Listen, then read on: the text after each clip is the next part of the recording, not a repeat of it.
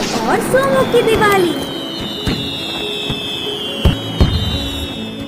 विजयपुर नामक गांव में रामू नाम का लड़का रहता था। बचपन में ही पिताजी के गुजरने के कारण उसकी माँ अपनी मेहनत से उसे पालती थी। जंगल से लकड़ियाँ जमा करके लाकर उन्हें बेचकर अपने बेटे को पढ़ाती थी। दिवाली के उत्सव पर सारे लोग पटाखों से आतिशबाजी करने पर उसे भी पटाखे दिलाने की हर साल माँ के पास जिद करता था। ऐसे आगे बड़े होते होते माँ की मेहनत और परेशानियों को समझते हुए रामू ने पूछना बंद कर दिया। दिवाली के उत्सव के दिन बहुत सारे पटाखों से आतिशबाजी करने वालों के घरों के पास जाकर बहुत देर उधर ही खड़ा होकर उनके उत्सव को देख खुश होता था।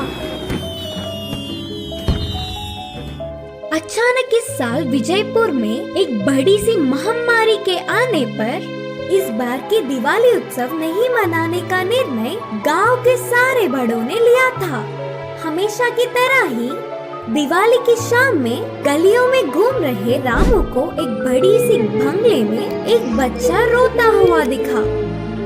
क्षणों में मनचाहा मिलने वाला पैसे वाला लड़का क्यों रो रहा है करके रामू समझ नहीं पाया और कारण जानने की इच्छा से रामू उस लड़के के पास गया तो उसका नाम सोमू करके पता चला।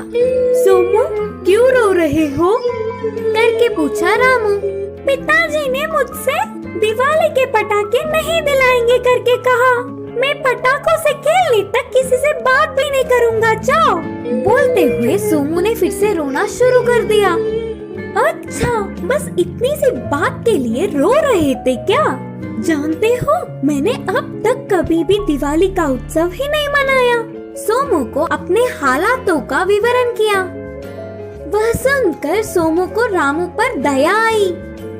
उस गांव में आई हुई महामारी के बारे में और दिवाली उत्सव मनाने पर आने वाले नुकसानों के बारे में रामू ने उसे अच्छे से समझाया।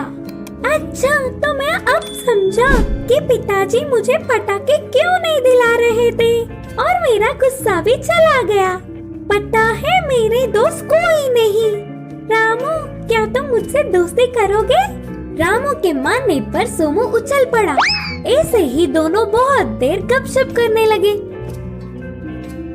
ये सब बहुत दूर से ही देखने वाले सोमू के पिताजी बहुत खुश हुए। अगले दिन ही रामू के माँ के पास जाकर उससे पहले ही दिन रामू और सोमू के बीच की बात को उन्हें बताया और रामू की चतुरता की बहुत तारीफ की।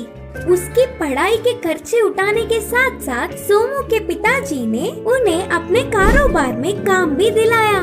उसके बाद की दिवाली में महामारी के जाने पर बड़ों ने बहुत सारे पटाखे दिलाए और रामू सोमू मिलकर उन पटाखों से आतिशबाजी करके बहुत खुश हुए।